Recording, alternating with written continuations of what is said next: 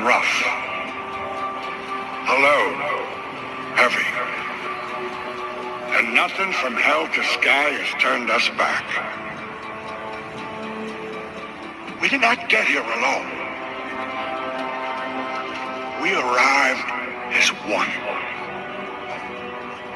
With courage, with stamina, with teamwork.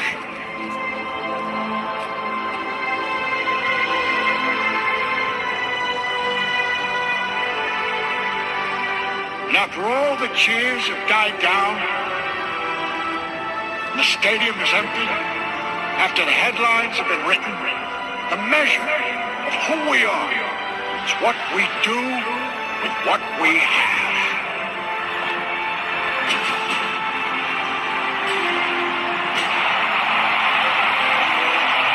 And I firmly believe in our finest hour, our greatest fulfillment to all we hold dear is that moment when we work our hearts out in good cause and lie exhausted on the field of battle victorious.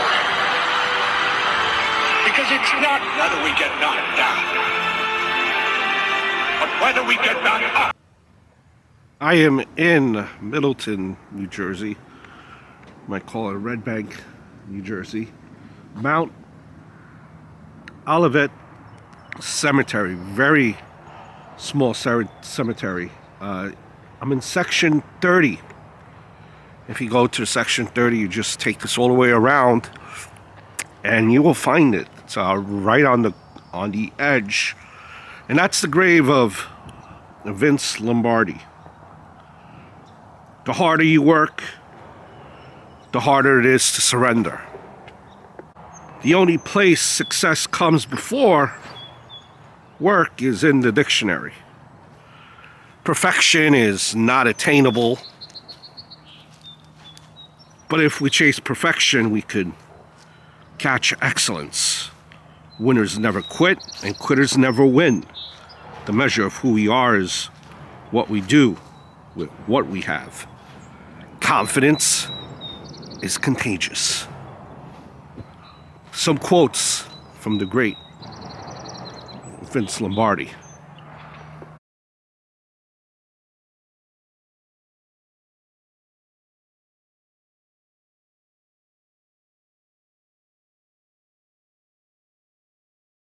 Vince Lombardi is considered by many to be the greatest coach in football history, and he is recognized as one of the greatest coaches, leaders, influencers in the history of all American sports. The year after his death in 1970, he was enshrined into the Pro Football Hall of Fame. And the Super Bowl trophy, which we just had the Super Bowl recently, was named in his honor.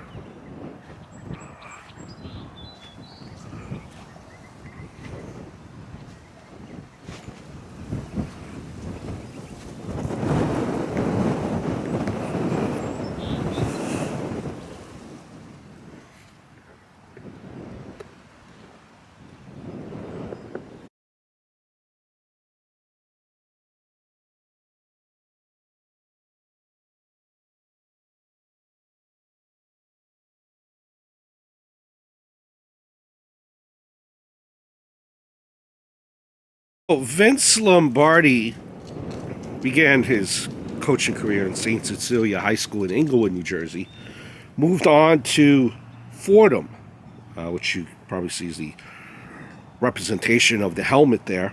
In Fordham, he became the coach of the freshman teams of football and basketball, which was actually his alma mater.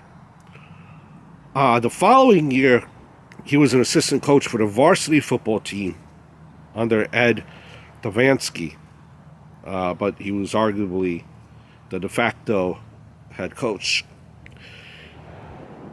He went on to West Point, assistant coaching job in West Point.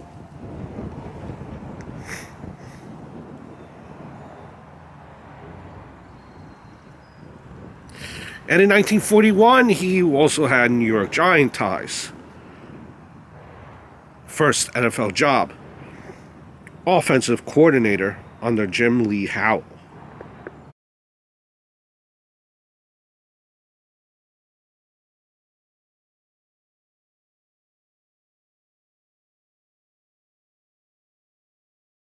And now, by his third year with the Giants,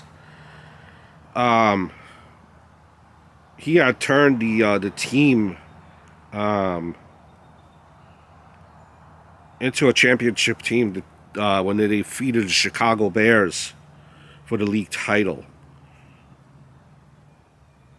He was coaching with the defensive coordinator Tom Landry with the Giants.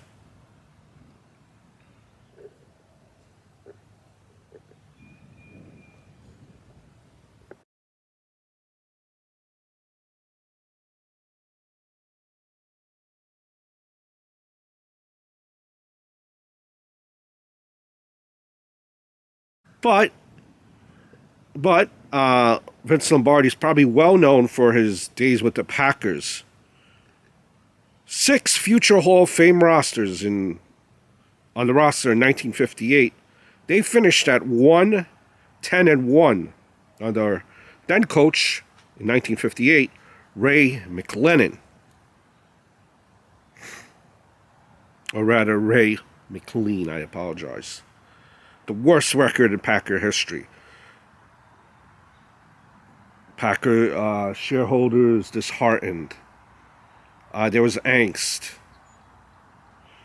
A team that had great pride and aspirations had fallen apart, had disintegrated.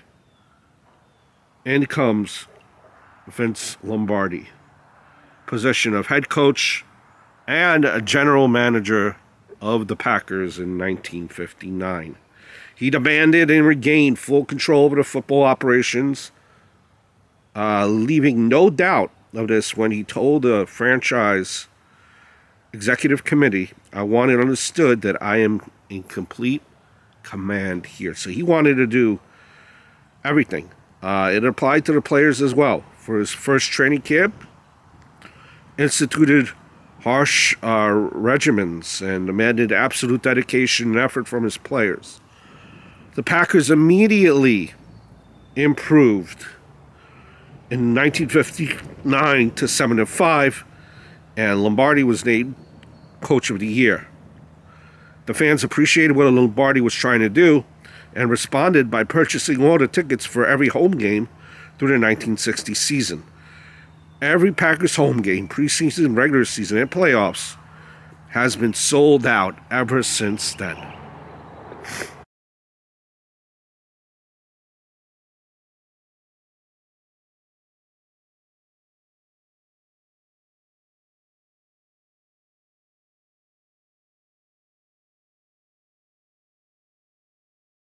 But Vince Lombardi is probably well known for his days with the Packers. 6 future Hall of Fame rosters on the roster in 1958. They finished at 1-10-1 under then coach in 1958, Ray McLennan. Or rather, Ray McLean, I apologize. The worst record in Packer history. Packer shareholders disheartened. There was angst. A team that had great pride and aspirations had fallen apart, had disintegrated.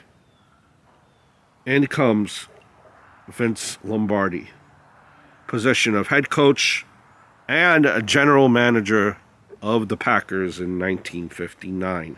He demanded and regained full control over the football operations, leaving no doubt of this when he told the franchise executive committee, "I want it understood that I am in complete command here." So he wanted to do everything.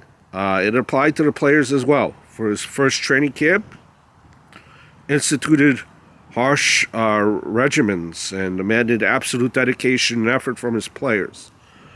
The Packers immediately improved in 1959 to 7-5, and Lombardi was named Coach of the Year. The fans appreciated what Lombardi was trying to do and responded by purchasing all the tickets for every home game through the 1960 season. Every Packers home game, preseason, regular season, and playoffs has been sold out ever since then. In just his second season with the Packers in 1960, Green Bay won the NFL Western Conference for the first time since 1944. Victory, along with his well-known religious convictions, led the Green Bay community to anoint Lombardi with the nickname the Pope.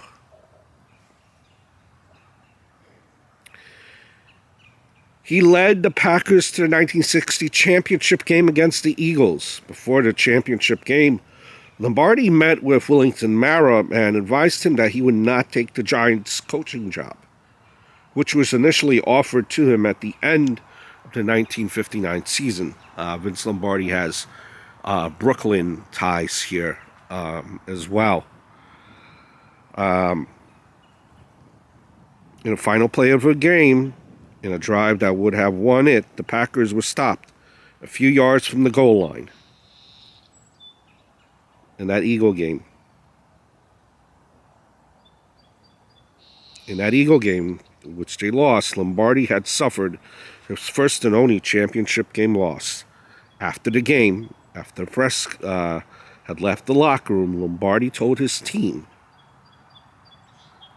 "This will never happen again. You will never lose another championship." In later years, as coach of the Packers, Lombardi made it a point to admonish his running backs that if they failed to score from 1 yard out, he would consider it a personal. He would take it personally and seek retribution. He coached the Packers to win their next 9 postseason games, a record streak that was not matched or broken until Bill Belichick won 10 straight from 2002 to 2006 with the New England Patriots.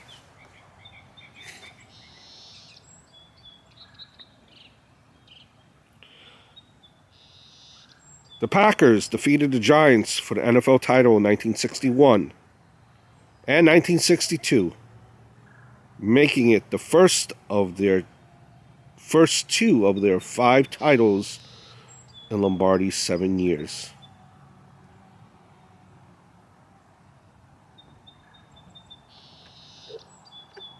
So, not only is Vince Lombardi considered one of the greatest coaches in NFL history, a Packer legend, very religious. The three constants throughout Lombardi's life: his Roman Catholic faith, his family, and football.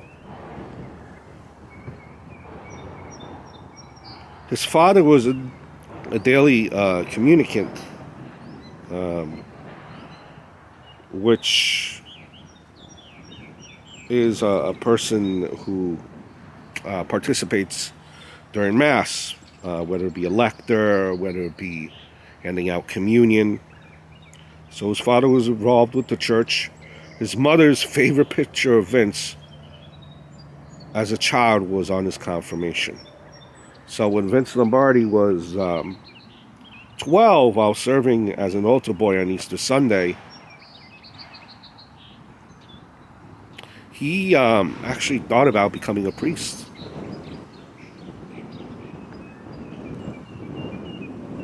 At one point, while being an altar server. And his mom, very happy by that, bragged about her son's plans to her neighbors. And Lombardi attended Mass on a daily basis throughout his life. When he was a coach at high school in St. Cecilia, he attended Mass every day and prayed for calm and control of his temper and of his wife's drinking.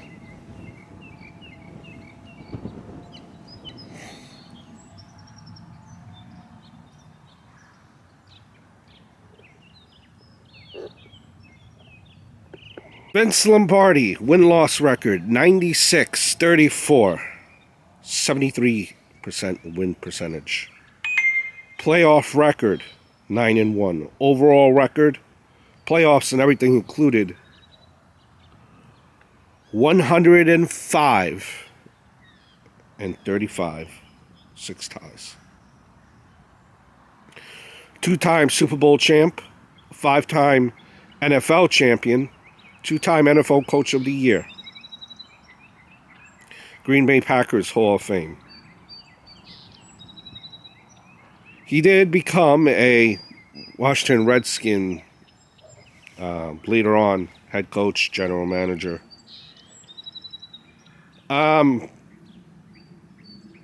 He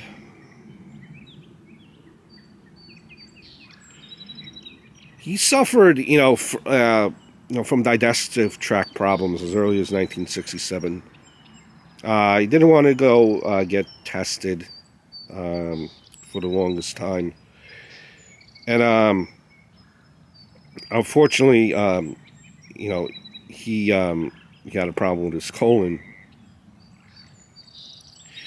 and that's where he eventually passed away due to his colon.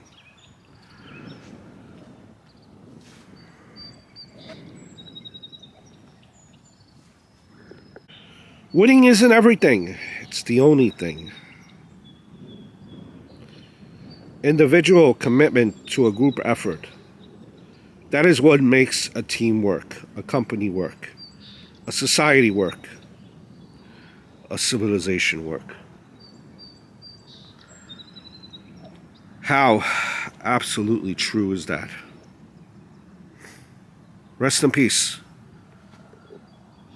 to Vince Lombardi.